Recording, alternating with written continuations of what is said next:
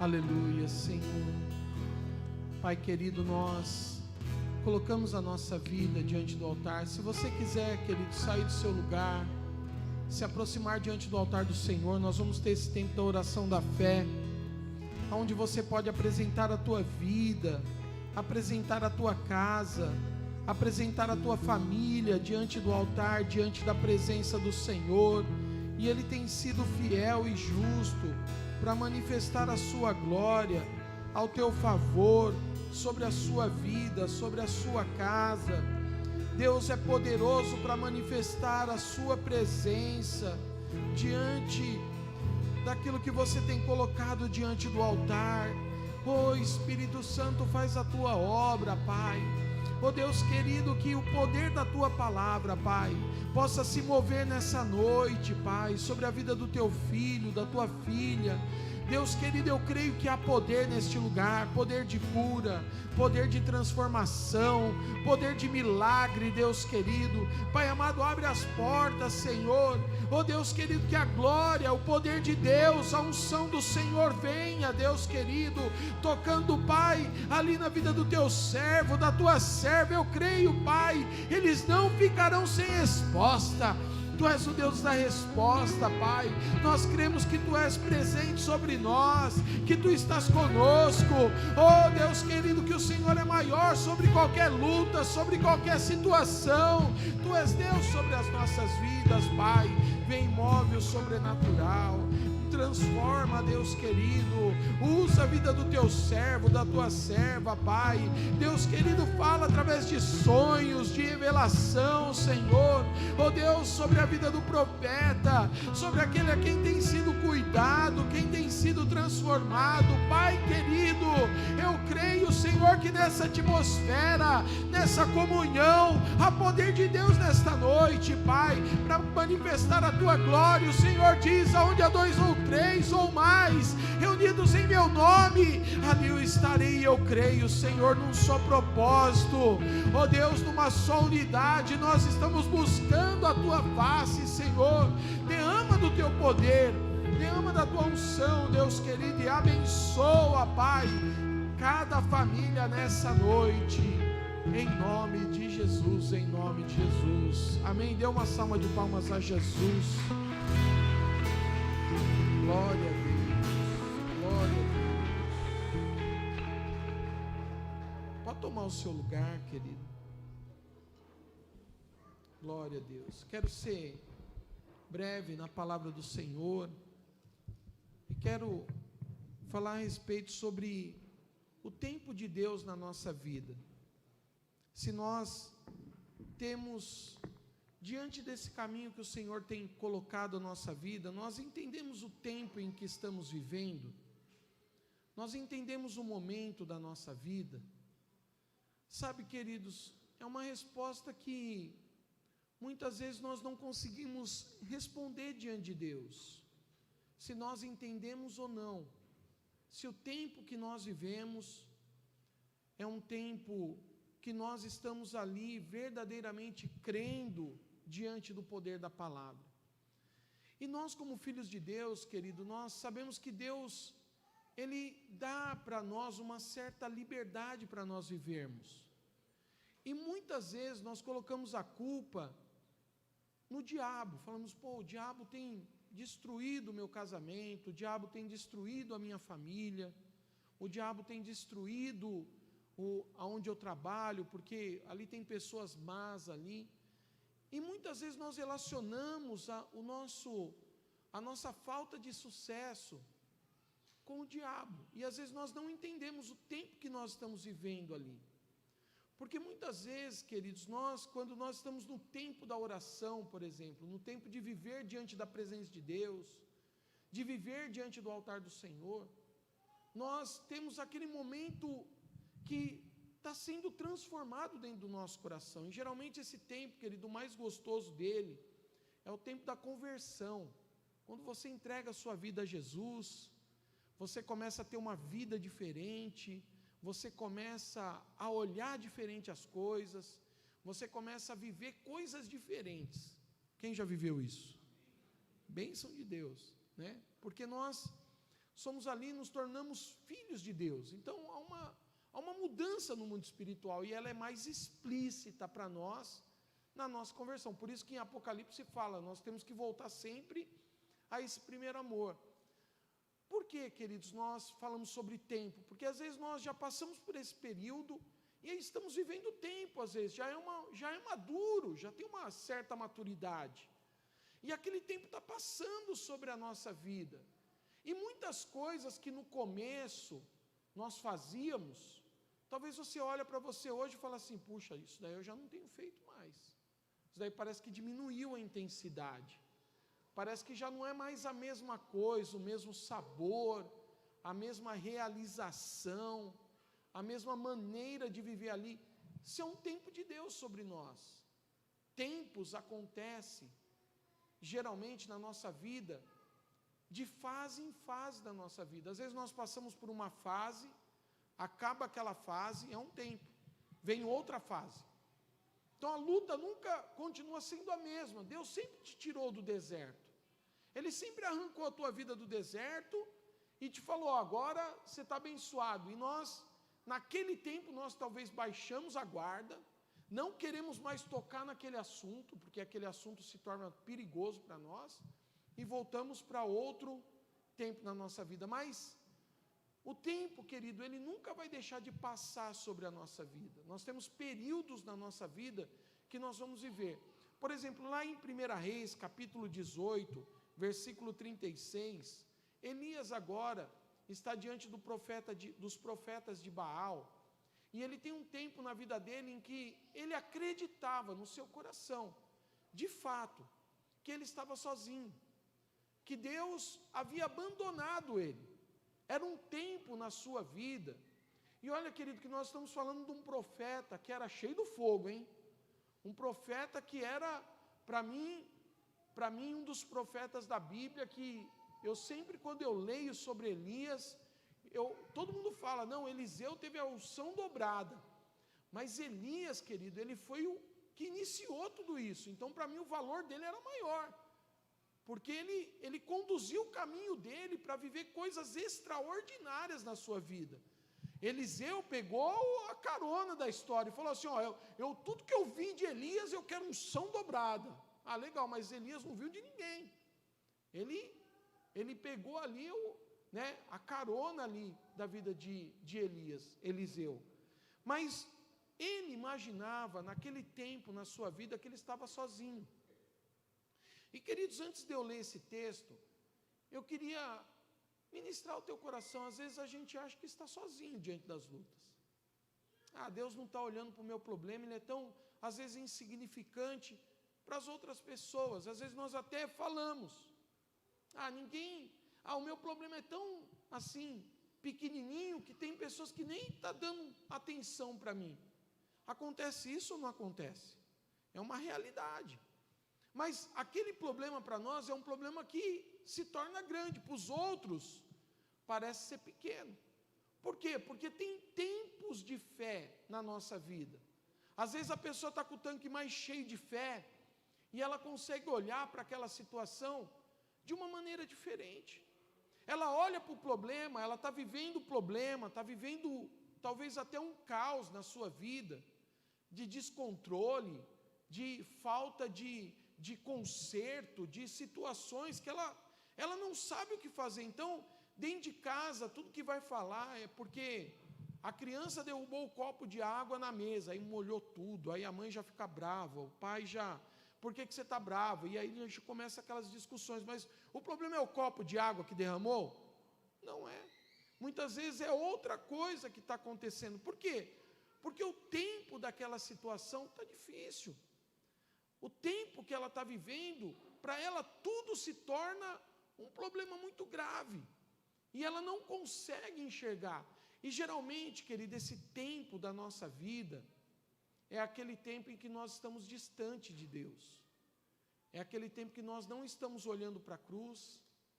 É aquele tempo que a nossa vida está longe da palavra, que a nossa vida se torna muito mais tarefa.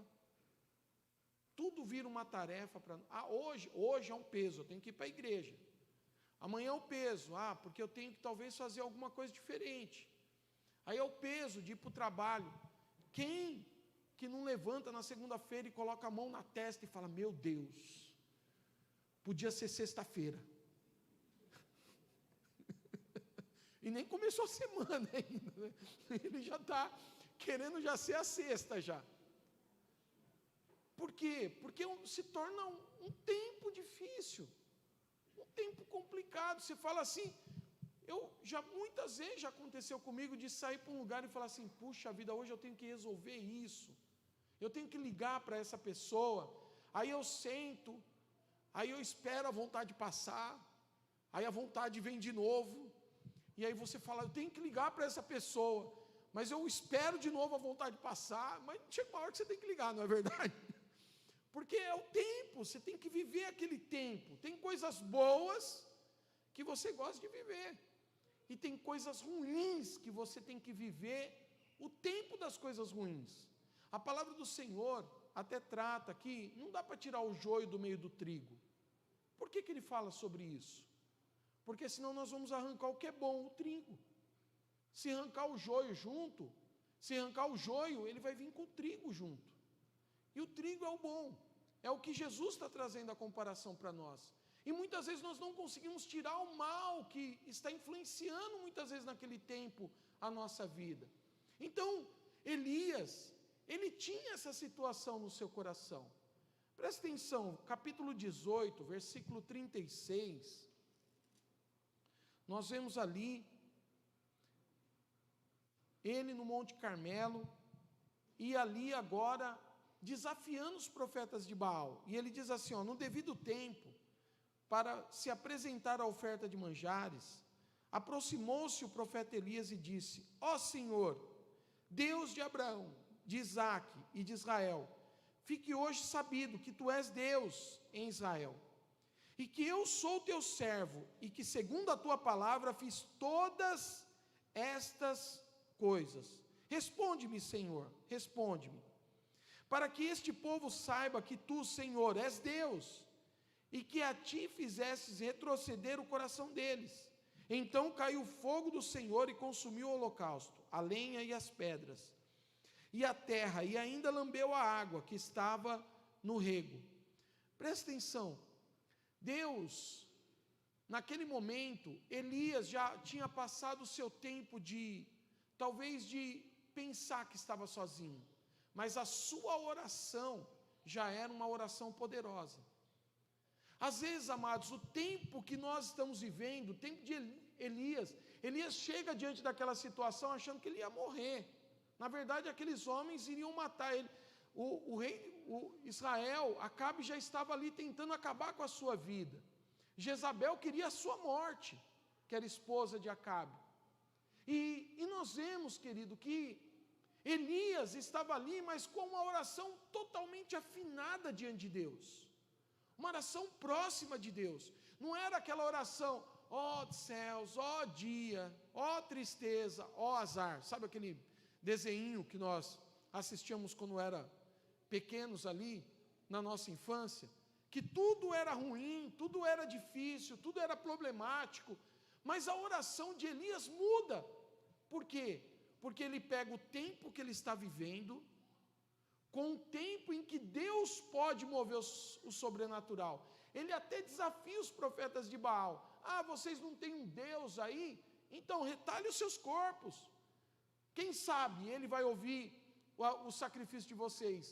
Ou então, grite mais alto, talvez ele não está escutando. Elias até debocha, se você ler um pouquinho antes, ele vai debochar da situação, ele vai tirar, como se diz hoje, um barato da história que ele está vivendo ali.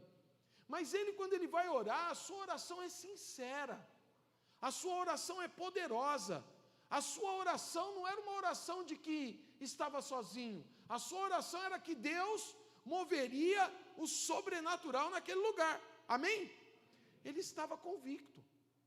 Veja, queridos, que nós vivemos tempos na nossa vida, mas o tempo não pode afetar a nossa fé. Você está vivendo uma luta, talvez, está vivendo um problema difícil, está vivendo uma área complicada na tua vida, mas a tua fé, esse tempo que nós vivemos diante do poder de Deus, ele não para. Deus conhece o nosso coração. O tempo vai acontecer, nós vivemos num mundo onde o maligno está à nossa volta, onde as situações ruins vão acontecer, onde você perde, às vezes, querido, o controle da situação. Muitas famílias, querido, e como eu comecei a falar no início, muitas famílias pensam que o problema é do diabo. O diabo está fazendo. O diabo só faz se ele encontra uma brecha. Ele só entra dentro de nós se ele encontrar uma facilidade. Então, às vezes, nós não conseguimos entender o tempo de Deus dentro de nós, para mover o sobrenatural, para fazer com que a palavra de Deus seja realmente poderosa na nossa oração, na nossa vida com Deus. E isso, querido, é o que manifesta a glória do Senhor sobre a nossa vida. É isso que manifesta a presença de Deus dentro de nós. A palavra do Senhor, ela começa a se manifestar dentro do nosso coração. Então, quando você vê esse homem de oração agora, Elias, diante daqueles profetas, 400 deles, e ele sozinho, ele já era um homem de coragem. Por quê? Porque ele sabia que não era por ele. Não era ele que iria riscar o fósforo diante do holocausto. Era Deus que ia mandar fogo do céu. Amém? Não era ele que ia promover a situação ali, era Deus que iria promover. Então a coragem dele se tornou muito mais poderosa. E ele sabia, querido, que algo queimava dentro do seu coração. Algo tinha dentro da sua vida. E nós, amados, precisamos entender isso dentro de nós. Deus queima dentro do nosso coração coisas. Deus manda e fala conosco. Deus nos dá um caminho. Ele fala: filho, você tem que ser desse jeito. Ele fala: filho, você tem que perdoar. Filho, você tem que abandonar os maus caminhos. Filho, você tem que deixar esse coração ruim. Fala ou não fala? Ele fala na sua palavra. Filho, você tem que olhar com os olhos da fé. E às vezes, amados, nós estamos vivendo o tempo do homem somente, não o tempo de Deus. Aquilo que Deus está movendo o sobrenatural sobre nós. Eu posso, a palavra diz, eu posso todas as coisas naquele que me fortalece. E é um versículo tão simples, para nós orarmos, para nós clamarmos diante de Deus. Eu não posso nada, mas Deus pode mover o sobrenatural. Eu não consigo nada, mas Deus pode fazer com que a sua glória se manifeste através da minha vida. Então, amados, nós precisamos entender que existem situações da nossa vida que o desespero não pode entrar. Elias, no momento da sua oração, eu não via nenhum tipo de desespero, mas ele vivia o tempo no homem desesperado, achando que estava sozinho. Mas em Deus não tinha desespero. Ele simplesmente faz aquela oração plena, aquela oração de convicção. E veja, amados, é tão gostoso quando nós oramos e Deus responde a nossa oração, sim ou não? Você está orando e aquela situação está sendo ali sobre a sua vida e você não vê a resposta, e de repente Deus faz com que o sobrenatural aconteça. Aí você fala: uau, Deus é poderoso. É verdade ou não é? Eu lembro, eu até contei pela manhã isso, que meu pai comprou um sítio no Bananal. E nós, logo no começo da minha conversão, eu e a Silmara, nós fomos lá, e meu pai falou assim: precisa trazer alguém aqui para orar, tal, porque ele não era cristão ainda, mas ele acreditava, né? E meu pai era daqueles que, eu chegava às vezes sexta-noite, no sítio, estava tudo apagado, tudo, mas um breu mesmo, só televisão ali, e era uma televisão de 12 polegadas lá, acesa, e ele assistindo lá.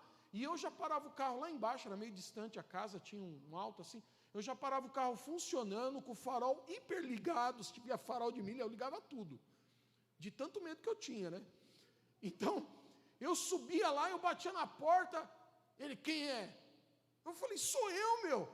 Ele: pera aí que eu vou abrir. Aí ele ia lá e abria. Eu falei: meu, você não tem medo de ficar sozinho aqui num breu desse? Tem medo do quê? De assombração? Eu falei: eu tenho medo. Você não tem, eu não sei, mas eu tenho medo. Aí eu saí acendendo tudo no sítio, né? E aí nós levamos essa irmã para orar lá, né? E aí era um começo de tarde, assim, um princípio de noite. Aí nós estávamos na sala orando, e a irmã falou assim, ó, o demônio está no quarto. E eu falei, então vamos lá. E, né, já que está lá, vamos lá. Aí ela foi no quarto, né? E o quarto que ele dormia. E aí tinha o guarda-roupa, né? E sempre no guarda-roupa sobra aquele pedacinho, sabe? Daqueles 40 centímetros para chegar na parede. E não tinha nada ali, né? E ela falou assim, o demônio está aí. E eu atrás dela, a Silmara atrás de mim, e meu pai logo atrás da Silmara. Falei, então vamos orar. E a gente levantou a mão. Queridos, é impressionante. O diabo deu um empurrão nela, assim, ó. Ela bateu em mim. Foi igual um dominó. Pum, caiu todo mundo no chão. Porque quando ela falou assim, sai em nome de Jesus, o capeta saiu dali já esbarrando em todo mundo. E bateu nela e tal, e eu já caí de costa. E aí quando eu olho para o meu pai estava com os dois olhos regalados, assim. Ele falou, não é que tinha demônio aí mesmo? E eu achava muito curioso isso, né? E aí eu acho que aí foi que ele começou a perceber que o diabo existia mesmo. Que até então, queridos, nós não acreditamos na situação em que nós vivemos, no nosso tempo. E Deus está o tempo todo ali guardando a nossa vida. E às vezes, amados, na nossa vida, nós precisamos entender o tempo que nós estamos passando.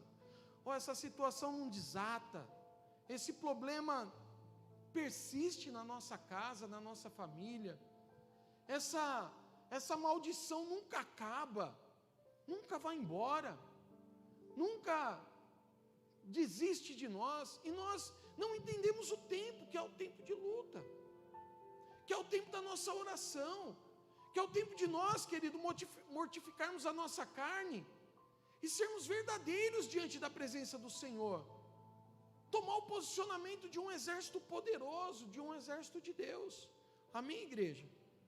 Se firmar diante da palavra, deixar da zombaria, de ficar não acreditando, não, isso daí é bobeira, não, isso daí não é nada não, mas às vezes nós não nos posicionamos diante de Deus, não colocamos a nossa vida verdadeira diante do altar do Senhor, confiamos mais no que os outros falam, do que o que a palavra do Senhor diz para nós.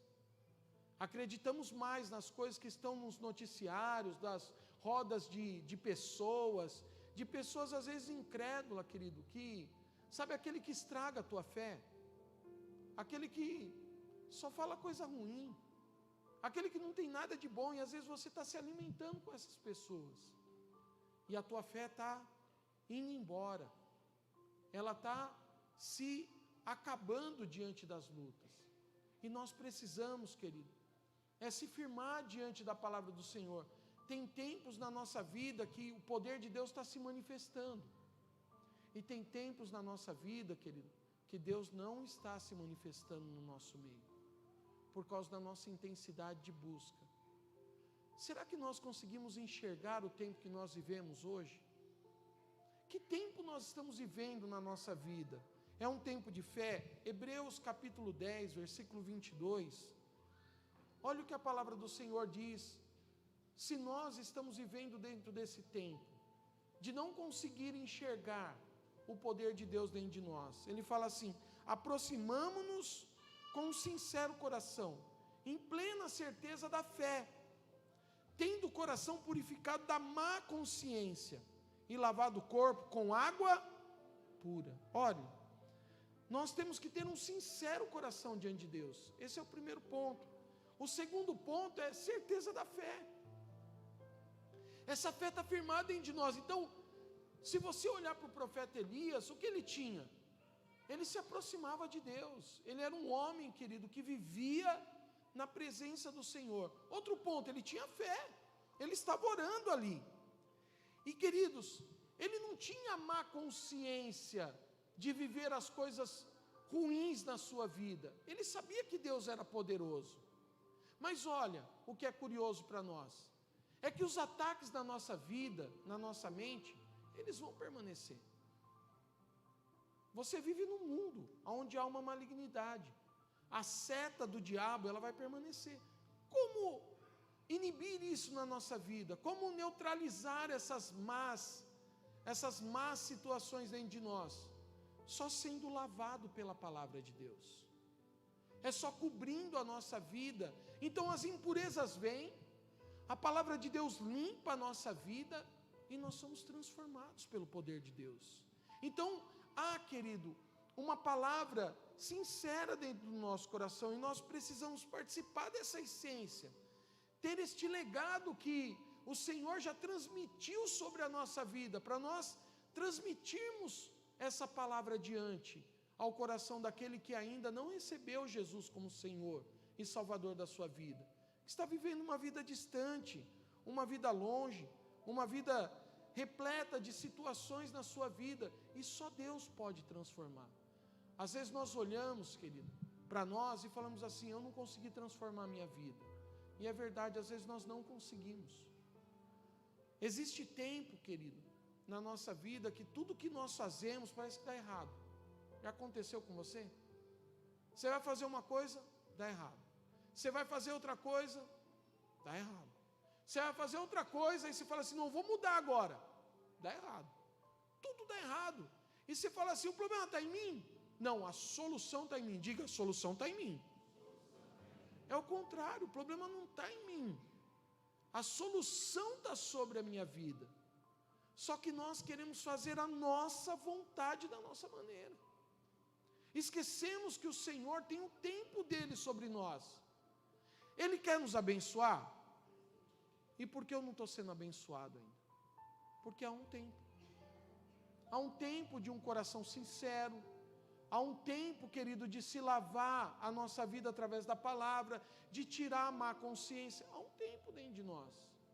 E nós precisamos entender isso dentro do coração.